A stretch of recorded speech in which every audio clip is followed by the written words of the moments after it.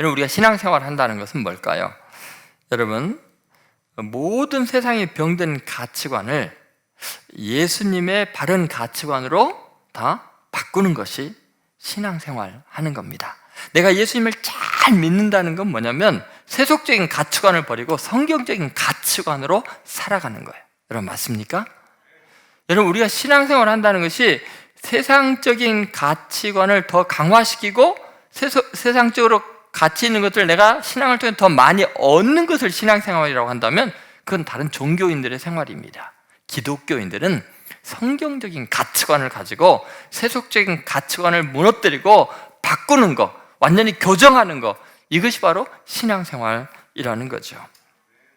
여러분, 예수님께서는요, 그분이 이 땅에 오셔서 전 생애를 통해서, 말씀을 통해서, 죽음을 통해서, 부활을 통해서 우리가 가지고 있는 가치관이 얼마나 허망하고 병적이고 잘못되는 것을 명확하게 알려주고 가시고 우리에게 또 그것을 다시 한번 요청하고 계십니다. 자, 우리는 도대체 신앙적 회심, 이 가치관의 변화를 어떻게 경험할 수 있을까요? 자, 첫 번째 주님께서 우리에게 하시는 건 이런 겁니다. 가치 순위의 재정립입니다. 여러분, 어떤 것이 정말 가치 있는 것이고 어떤 것이 가치가 없는 것인지를 순서를 제대로 먹이라라고 이야기하는 거죠. 그래서 예수님께서 24절과 25절에서요, 중요한 이 가치 체계의 그 교정을 시도하고 계십니다. 여러분, 24절에서 비교의 대상은 우리 인간의 자기 목숨과 주님을 비교하고 있습니다. 25절에서는 우리 자신의 목숨과 온 천하 만물을 비교하고 있습니다. 자, 먼저 한번 24절을 보시죠. 이렇게 말합니다. 같이 읽습니다. 누구든지 제 목숨을 구원하고자 하면 잃을 것이요, 누구든지 나를 위하여 제 목숨을 잃으면 구원하리라. 어때요, 여러분? 이 구절을 읽으면서 자기 목숨과 예수님, 주님, 둘 중에 어느 것을 더 강조하고 있죠? 어느 것이 더 중요한 거예요? 네, 그렇습니다. 명확하죠? 목숨을 나를 위해서, 주님을 위해서 잃으면 구원하리라, 이렇게 이야기를 하고 있으니까요, 뭐 명확하죠? 주님이 내 목숨보다 귀중하다. 여러분, 왜 그럴까요? 예수님 너무 이거 자기중심적인 거 아닐까요? 그 이유가 있습니다. 왜냐하면 이 목숨을 내게 주신 분이 예수님이에요. 하나님이 내 목숨을 주셨어요. 그런데 우리의 죄악으로 우리의 목숨을 마귀에게 빼앗기게 됐어요. 영원히 멸망당하게 됐어요. 그런데 이 목숨을 구원하는 능력이 누구에게 있어요? 예수님에게 있어요. 예수님이 자기의 목숨을 버려서 우리의 목숨을 구원할 수 있는 거예요. 여러분, 그러면 결국은 내 목숨의 존재 여부는 우리 주님의 권한에 달려있는 거예요. 그러니까 예수님은 우리의 목숨을 빼앗을 수도 있고 다시 얻게 할 수도 있어요. 그러니까 내 목숨보다 더 귀한 것은 누구예요? 예수님이에요. 예수님을 위해서 내 목숨을 버린다면 그분이 그 목숨을 다시 구원해 주신다고 오늘 말하고 있기 때문에 그렇죠. 이건 성경의 아주 일관된 원리입니다. 여러분, 우리는 명확해야 됩니다. 우리는 어느 누구도요, 내 목숨 내 마음대로 못합니다. 맞습니까, 여러분? 내가 죽고 싶다고 죽고요? 내가 살고 싶다고 살 수가 있어요? 아니에요, 여러분. 언제 죽을지, 어떻게 죽을지 내가 아무것도 선택 못합니다. 왜요? 내 목숨을 주관하시는 분은 하나님이시기 때문에, 생명의 창조주이시기 때문에 그분이 내 목숨보다 귀한 거예요. 그러니 여러분, 분명히 하셔야 돼요. 내 생명보다 귀한 분이 하나님이시라는 거예요. 그러니까 내 생명을 걸고 하나님을 배반하면 안 돼요. 우선순위를 하나님에게 둬야 되는 거예요. 여러분, 순교자들이 그래서 순교할 수 있었던 거예요. 내 목숨을 잃어도 주님을 배반할 수 없는 거예요. 그분은 내 목숨보다 귀중해. 왜냐하면 그분이 내 목숨을 다시 살려서 영생의 보상을 주실 분이기 때문에 그렇습니다. 오늘 여러분, 이거 명확하게 하고 넘어가세요. 두 번째도 그렇잖아요. 목숨과 온 세상이 비교죠. 자, 여러분은 온 세상 천하 만국, 그것과 여러분의 목숨 중에서 어느 게 더 귀중하다고 생각하십니까? 자, 9장 25절에 주님이 이렇게 말씀하십니다. 같이 읽겠습니다. 사람이 만일 온 천하를 얻고도 자기를 잃든지 빼앗기든지 하면 무엇이 유익하리요? 주님이 뭘 비교하고 있어요? 온 천하와 우리의 목숨이죠. 자기를 비교하고 있는 거예요. 여러분, 이것은 정말 예수님이 하신 말씀을 보면 이미 가치 평가가 끝나 있죠. 자, 사람이 만일, 그 다음 뭐라 나왔어요? 온 천하를, 그 다음 뭐요? 얻고도 자기를 잃든지 빼앗기든지 하면. 여러분 보세요. 온 천하는 소유물이에요. 자기는 소유주예요. 자, 온 천하를 얻고도 하면 뭐예요? 내가 온 천하를 가진다는 거예요. 얻는다는 거예요. 그럼 여러분, 소유물이 중요해요? 소유주가 중요해요? 뭐 말할 것도 없죠. 여러분, 우리가 착각하는 게 뭔가를 잘 생각해보세요. 온 천하는 나라는 생명에 비하면 굉장히 클 것 같죠. 그런데 아니에요. 주님이 말씀하시기를 온 천하를 얻고도 그건 소유물에 불과하다. 중요한 건 네 자신이다. 소유주가 소유물보다 중요하다. 예수님의 논법은 명료합니다. 비교가 끝났습니다. 어떤 것도 소유물이 소유주보다 귀하지는 않습니다. 여러분, 우리가 명심해야 될 게 있어요. 내 목숨은요, 온 세상에 있는 모든 물건보다도 나라보다도 더 귀합니다. 그러나 어리석은 사람들은요, 순간적으로 이걸 착각하는 거예요. 평생을 모은 재산인데 이걸 사기당하다니, 이걸 빼앗기든지 하면은 막 끙끙 앓다가 결국은 뭐 그 소유 때문에, 자기가 얻은 것 때문에 자기의 목숨을 포기하는 경우도 있다는 거예요. 또 어떤 사람들은요, 그 소유 때문에 많은 걸 얻기 위해서 다른 사람의 목숨을 가벼이 여기고 희생시키는 사람들이 있다는 거예요. 이 지금 완전히 병든 가치관이에요. 마귀에게 완전히 속아서 지금 소유주가 소유물보다 평가절하되고 있는 거예요. 이게 세상이 지금 돌아가는 방식 아닙니까? 많은 걸 얻기 위해서요, 자기 시간도 낭비하고요, 자기의 인생을 다 탕진하고요, 그리고 누리지도 못하고 죽고요. 더 많은 걸 얻기 위해서 다른 사람의 마음을 상하게 하고 다른 사람의 생명을 해하면서까지 많은 걸 얻으려고 그래요. 보세요. 땅덩어리를 얻기 위해서 얼마나 수백만 명의 사람들 죽이잖아요. 여러분, 이게 얼마나 어리석은가 우리가 기억해야 합니다. 결국 우리들은요, 이 주님께서 세우신 가치를 명확하게 돼요. 24절에서 내 생명보다 뭐가 귀했어요? 주님이 더, 하나님이 더 귀해요. 그 다음 25절에서 내 생명보다 천하가 더 가치가 없어요. 그러니까 여러분, 이 등식을 잘 기억하셔야 돼요. 온 천하가 가장 가치가 적어요. 그 다음에 사람의 생명이 귀한 거예요. 그 다음에 더 귀한 건 뭐예요? 그 생명을 창조하신 하나님이, 그 생명을 구원하실 예수님이 더 귀한 거예요. 여러분, 우리는 이 분명한 가치관의 순서, 배열, 이걸 명확하게 하는 오늘 이 시간이 되기를 주의 이름으로 축원드립니다. 자, 두 번째는 가치 성취의 유효성이에요. 여러분, 인간들은 흔히 무엇을 이룩하거나 소유하면 그것 때문에 성공했다고 착각을 합니다. 여러분, 성취에 목을 매지 말고 그 성취한 것을 내가 누릴 수 있는가, 내게 유익한가를 봐야 돼요. 어떤 사람들은 많은 것을 얻고 그에 깔려 죽는 사람이 있어요. 어떤 사람은 많은 것을, 업적을 이루고 그것 때문에 죽임을 당할 수도 있어요. 여러분, 우리는요, 굉장한 대가를 치르고 많은 것을 얻어도요, 실상은 헛된 짓을 할 수도 있어요. 내게 아무 유익이 되지 못하는 거 얻기 위해서 내 인생을 허비할 수 있다는 거죠.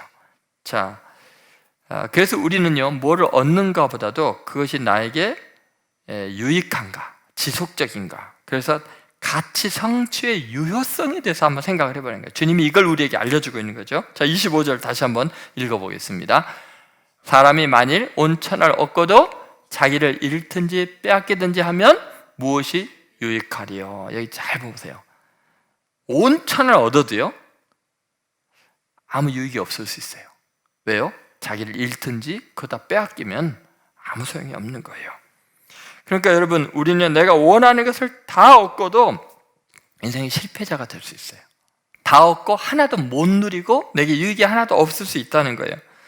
우리는 세상 사람들이요, 너무 많은 것을 원한다는 거예요. 그러니까 어떤 것을 갈망하는 것에 중독이 되어 있어요.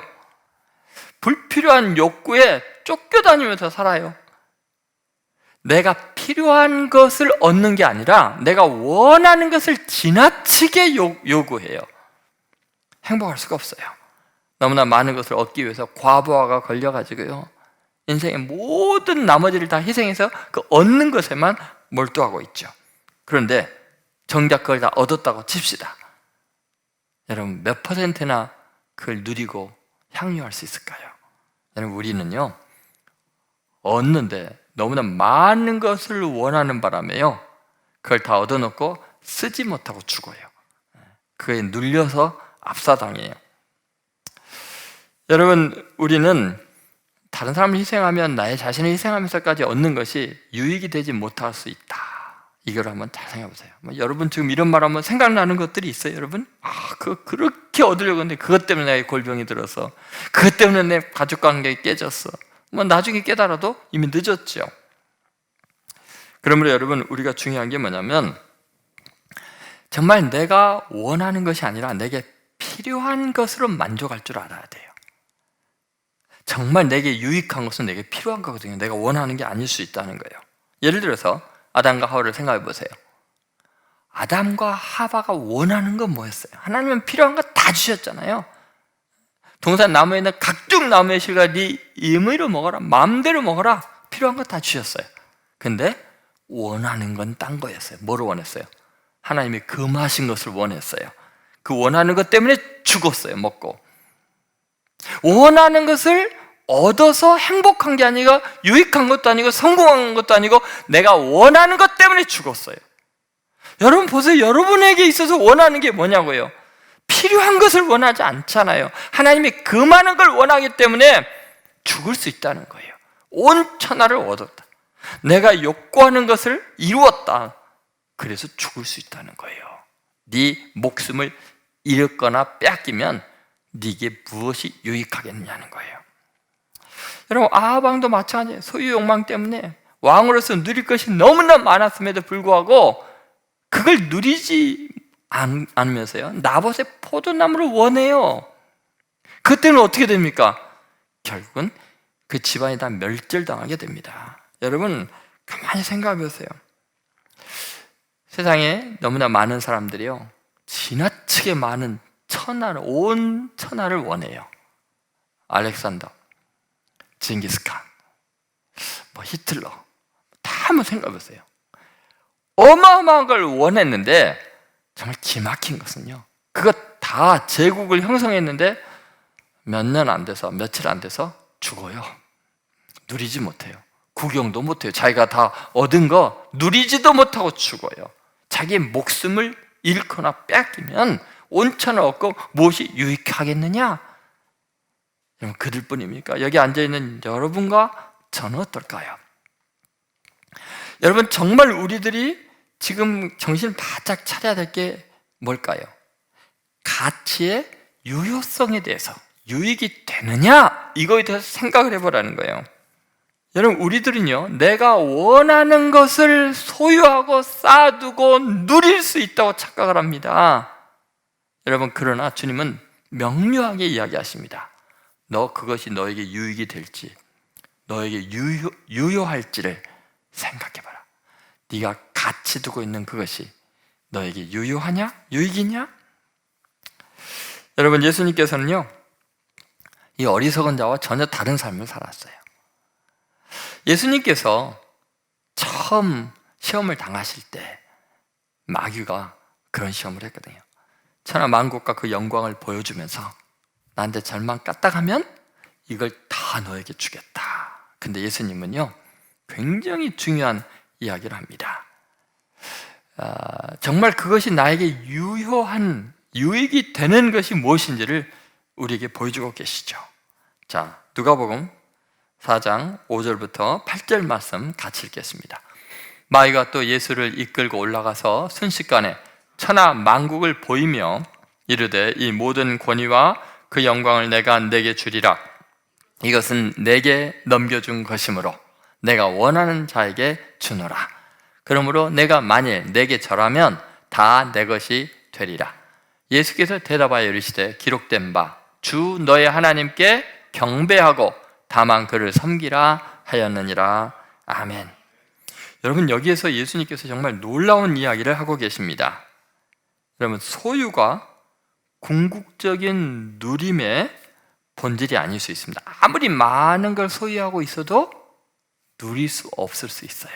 마귀는요, 굉장히 달콤한 유혹을 합니다. 너무나 쉽게 온 천하 만국을 얻게 하겠다는 거예요. 나한테 절만 하면 이거 다 너에게 주겠다. 근데 여러분, 예수님은요 속지 않습니다. 왜냐하면 소유보다 더 집중하고 소중하게 여기는 게 뭐냐면 하나님을 예배하는 거였습니다. 여러분, 내가 정말 누리고 소유할 수 있으려면 그 모든 걸 창조하시고 그 모든 것을 임의로 부욕해도 하고 가난하기도 하시는 그 창조주 하나님을 예배할 적에 그 소유는 언제든지 필요한 사람에게 하나님이 주실 수 있다는 거예요. 근데 우리는 소유에 집착하는데 그 소유의 흐름을 주관하시는 하나님을 망각하고 배반하면서 많은 걸 얻을 수 있다고 생각하는데 그건 큰 착각입니다. 여러분, 하나님은요 이 모든 것을 임의로 흘러가게 하십니다. 사용권을 바꾸시는 분은 소유주예요. 주인이 사용권을 옮기면 아무 말 못하고 반항 못하고 그냥 넘겨줘야 되는 거예요. 그래서 굉장히 중요한 이야기를 합니다. 마귀는요 자기도 모르게 자기가 이걸 예수님께 줄 수 있다, 그 이유가 뭐냐? 내가 받은 것이므로 너에게 준다, 이런 이야기를 하거든요. 이게 얼마나 놀라운 이야기인가 한번 보세요. 마귀가 하는 이야기 속에 비밀이 있습니다. 누가복음 4장 6절 다시 한번 읽어봅시다. 이르되 이 모든 권위와 그 영광을 내가 내게 주리라. 이것은 내게 넘겨준 것이므로 내가 원하는 자에게 주노라. 기가 막힌 이야기 아니에요, 여러분? 마귀가 내가 이것 다 너에게 줄 수 있다. 왜 그래요? 내가 원하는 자에게 줄 수 있는 이유가 뭐예요? 이것은 내가 창조한 것이므로 라고 말을 못해요. 마귀가 창조한 거예요? 아니에요. 그럼 마귀는 어떻게 이걸 우리에게 줄 수 있다고 그러죠? 예수님께 줄 수 있다고 하는 거죠? 이것은 내게 넘겨준 것이므로. 누가 준 거예요? 누가 넘겨준 거예요? 하나님이 마귀에게 넘겨줬대요. 왜요? 인간이 죄를 지었기 때문에. 인간이 타락했기 때문에 죄값으로 넘겨준 거예요. 그러니까 여러분, 소유주는 하나님이세요. 사용권을 잠깐 빌려준 거예요. 그럼 여러분, 이 하나님이 마귀에게 준 것을 다시 다른 사람에게 넘겨줄 수 있는 거죠. 넘겨줬다고 그랬잖아요, 그죠? 그러면 하나님께서 또 다른 얘기 넘겨줄 수 있는 거예요.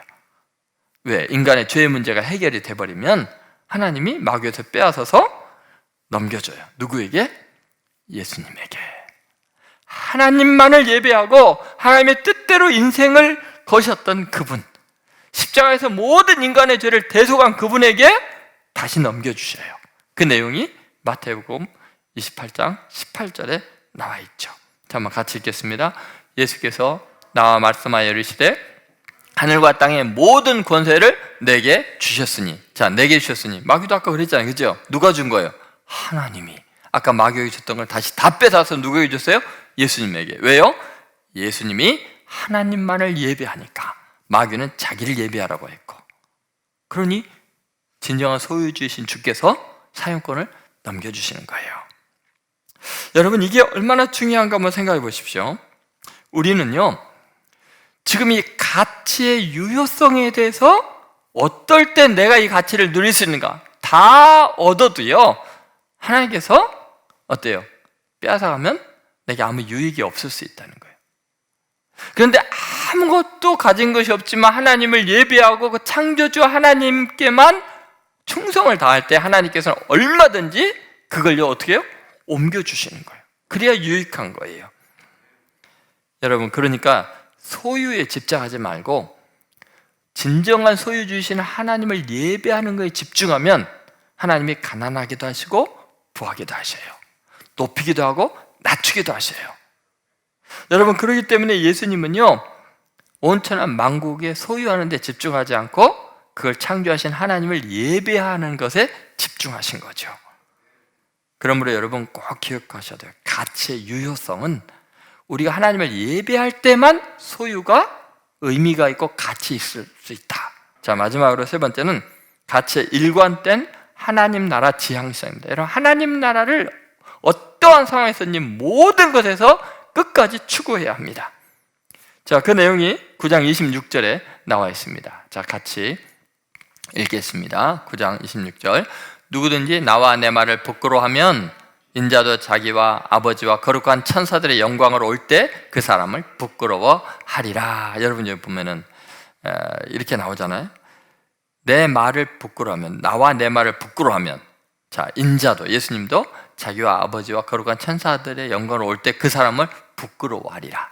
여러분, 우리가 이 땅에 살아가면서 예수님에 대해서, 이 진리의 이 가치체계, 하나님의 말씀에 대해서 내가 영광스럽게 생각하면 하나님 나라에서도 우리를 영광스럽게 생각할 거예요. 근데 우리가 부끄러워하고 감추거나 예수 믿는 거 내 성경을 원칙대로 사는 거 이런 걸 부끄러워하면은 하나님 나라에 우리가 구원을 받기는 받겠지만 창피하게 생각하시게. 하나님, 제 찌질이 저거 어떻게 하면 좋냐.